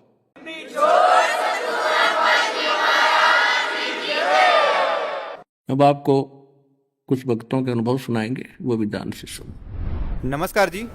सत साहिब जी। क्या नाम है जी आपका? हनुमान दास। आप कहाँ से आए हो? टोंक डिस्ट्रिक्ट पीपलू तहसील से। संत रामपाल जी महाराज जी से नाम दीक्षा लेने के बाद में आपको क्या क्या लाभ प्राप्त हुए? एक बार बुखार हो गया था, तो बुखार में ब्लड टेस्ट करवाए तो मात्र 13,000 प्लेटलेट्स थी। संत रामपाल जी महाराज जी की ही कृपा से वो मेरी प्लेट्स तीसरे दिन में वापस जांच करवाया तो मेरी 1.5 लाख प्लस वो प्लेटलेट्स पाई। हमारे घर में भूत प्रेत की बाधा थी, मेरे मम्मी और मेरे छोटे भाई पर भूत प्रेत की बहुत बाधा आती थी। तो जब से संत रामपाल जी महाराज से हमने नाम दीक्षा ली है, वो भूत प्रेत की बाधा समाप्त हो चुकी है। मेरी रीढ़ की हड्डी में समस्या हो गई थी, उसके बाद मैंने संत रामपाल जी महाराज से नाम दीक्षा ली। उसके बाद मेरी रीढ़ की हड्डी की समस्या बिल्कुल दूर हो गई। सबसे महत्वपूर्ण लाभ जो मेरी छोटी वाली बहन है उसको डिप्रेसिव डिसऑर्डर प्लस सीजर की बीमारी थी। डॉक्टर ने हाथ खड़े कर दिए थे। हमने सदगुरु रामपाल जी महाराज से प्रार्थना लगाई और गुरुजी ने उस पर दया करी, उसके बाद वो ठीक हुई। पीछे से 11,000 वोल्टेज की लाइन जारी थी, तो उसमें क्या है तो करंट आ गया था मेरे। तो करंट आ गया था, हमें संत रामपाल जी महाराज ने उठा के और बालकनी के अंदर ला के रख दिया। और मेरे देखो एक कोनी भी जली हुई है और यहाँ बहुत घाव हो गया था। मेरे को कोरोना हो गया था महामारी के अंदर, तो संत रामपाल जी महाराज से मैंने नाम दीक्षा ली, हमारा इलाज ठीक हो गया बगैर। हम तांत्रिक विद्या से दुखी थे, बहुत ज्यादा भूत प्रेत की ज्यादा बाधा थी। संत रामपाल जी महाराज गुरु जी से नाम लिया, बाद में हम ठीक है। मेरे को आंखों में मोती बीन दिया था, डॉक्टरों ने बोला इसका ऑपरेशन होगा, पर मैंने ऑपरेशन नहीं करवाया। सतगुरु रामपाल जी महाराज से प्रार्थना लगवाई, उससे मेरा आँख आज बिल्कुल ठीक हो गई। सर मेरे ऊपर भूत प्रेत का साया था। भूत प्रेत का साया होने के बावजूद एक बीमारी और थी। जब मैं डॉक्टर को दिखाने गया सर वहाँ, तो मेरे 8 में 24 mm का छेद बता दिया। तो सर इस तरह से मैं कई बीमारियों से ग्रसित था, लेकिन किसी के कहने पे मैं जब संत रामपाल जी महाराज की शरण में गया तो वहाँ जाने के बाद मेरी ये समस्त बीमारियाँ खत्म हो गई। मुझे मतलब भूत प्रेत की बाधा थी, जो मैंने हर जगह दिखाने के बाद भी ठीक न होने के कारण जब मैंने गुरुजी की सिर्फ ज्ञान गंगा पुस्तक पढ़ने से ही मेरी भूत प्रेत की बाधा ठीक हो गई।